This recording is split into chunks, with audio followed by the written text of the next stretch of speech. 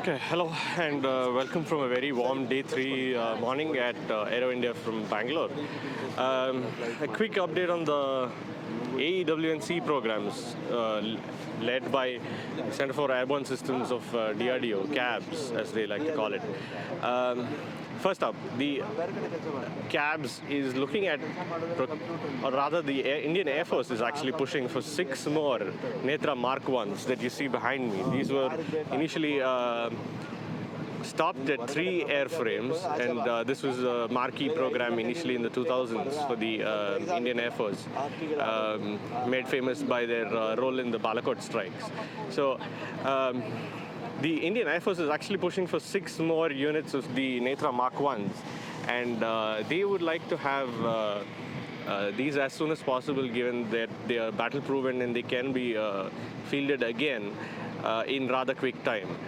Apart from that, we all know that the Air India, while they were transferred back, or rather sold to the Tatas, 6 of the Airbus airframes were taken over and handed over to DRDO for the next generation AEW&C platforms. These will also have a balance beam primary radar, similar to the one that we see on the ERJ 145, which is the Mark 1. But the Mark 2, as they like to call it, will now have a larger balance beam radar. And it will again be an S-band radar, but it will be based on gallium nitride transmit receive module technology. The 6 Mark 1s, additional Mark 1s that the Indian Air Force wants, will also have gallium nitride-based S-band primary radars. Same size as the existing Mark 1s, but obviously newer technology, so better performance.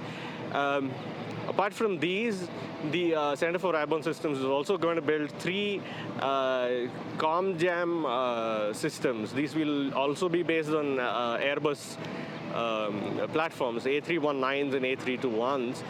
So in total, this will likely augment the Indian Air Force airborne surveillance fleets from the current 3 Netra Mark 1s to 6 additional Netra Mark 1s and 6 additional Netra AEW&C Mark 2s, as well as 3 COMJAM aircraft. Apart from these, the Center for Airborne Systems will also have 1 flying test bed on another Airbus A320 platform.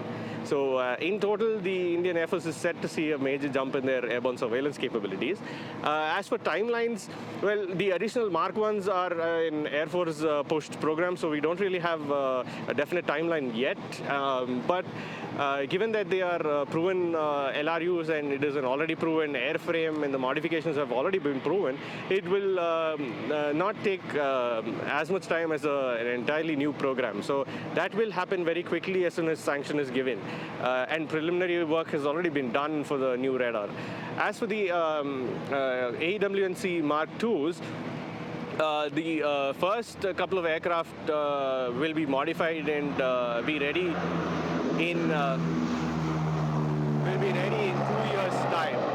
And thereafter, every 2 years, 2 airframes will be fitted with the new radars and systems and be ready for induction every 2 years. So that'll be 2 years from now, and then every 2 years since then.